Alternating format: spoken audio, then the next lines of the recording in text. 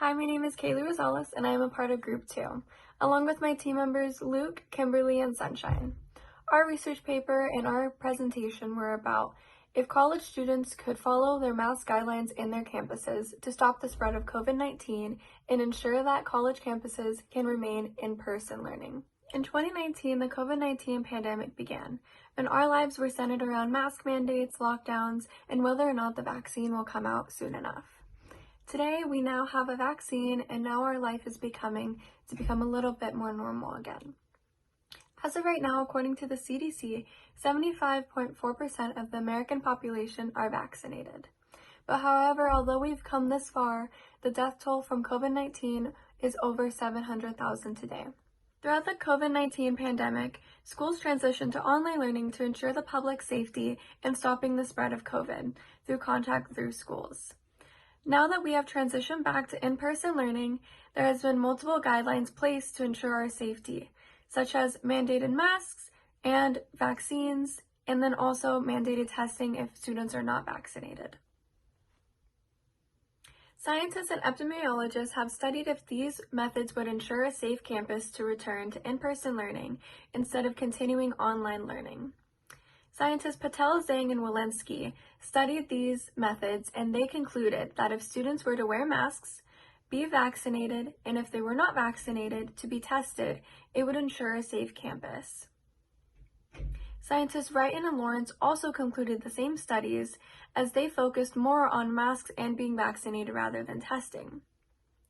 Both of these studies and many other studies have also shown that wearing masks were a key part in ensuring students' safety along with the vaccine.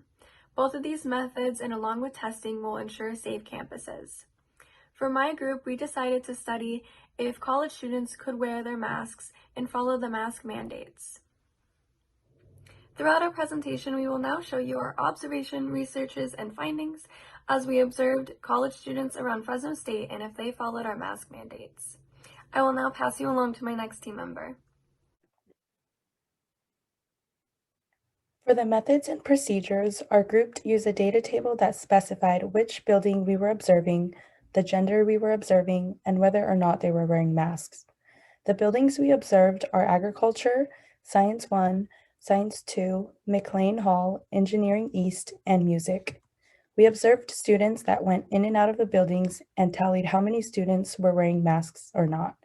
We would go at different times of the day, for example, morning and afternoon of each building to see if time of day had a factor to students wearing masks. We would observe males and females separately. We used a tallying app on our phones to count students entering and exiting that were wearing masks as opposed to students that weren't. We then gathered our data and entered it into the data table to compare our results.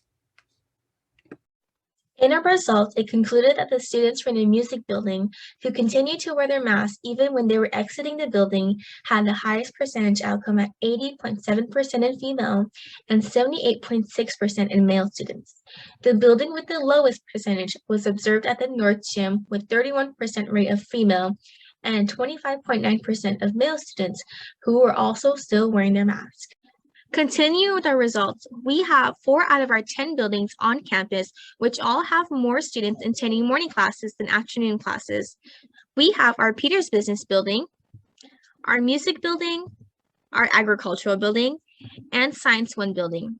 With Science 1 at 10:45, we have 136 students, and at afternoon at 3 p.m., we have 63 students. Agricultural has 124 students at 10 a.m. and 74 at 2:30 p.m. Our music building at 11 a.m. had 64 students, and music building at 2 p.m. also had 16 students. The Peters Business Building had 78 students at 11:30 a.m. and 64 at 3 p.m. All of these data are taken within a 1-hour time span. Then we have our next 3 buildings on campus that all have the same amount of students in the morning and afternoon. McLean Hall, Science 2, and Engineering Building all have 100 students in the morning and afternoon classes. Then our last 3 buildings all have more students attending afternoon classes than morning. We have North Gym at 12 p.m. with 44 students, and at 3 p.m., 68 students. Our Family Food and Science at 10:50 a.m. with 45 students, and at 2 p.m. we have 73 students. At the IT building at 12 p.m. we have 62 students, and at 3 p.m. we have 72. Again, these are all taken within a 1-hour time span. In the overall results, we can conclude that students wore their masks more often in morning classes compared to the classes that were held in the afternoon or evening. Correlating this with our previous data, that there was a higher percentage rate of students wearing their masks from the music building, which also had more students in the morning, along with the lowest percentage of students wearing their masks being in the North Gym, which also had more students attending in the afternoon. The study that we conducted was trying to figure out which building had the highest percentage of mask wearers at Fresno State. Currently, our school requires people to wear masks inside and outside, but many people take their masks off when they go outside. Our hypothesis was that McLean Hall would have the highest number of mask wearers, but that was incorrect. Based on our research, the data that we collected showed that the music hall, the music building, and the family food and science building had the highest number of mask wearers. The music building had 80% of females and 78% of males wearing masks. And the family food and science building had 75% of females and 76% of males wearing masks. And the lowest amount of mask wearers was at the North Gym, where 31% of females and 25% of males were wearing masks. The current recommendations are that people wear masks, especially if they're not vaccinated. For future research, what we could do is we could go around and try to ask people what their major is, and maybe find out if there was other criteria for whether or not they wore masks, maybe to see if people were vaccinated or not. Our research shows that very few people, less than 50% in a lot of buildings, wear masks. Once they leave the building, most people take their masks off.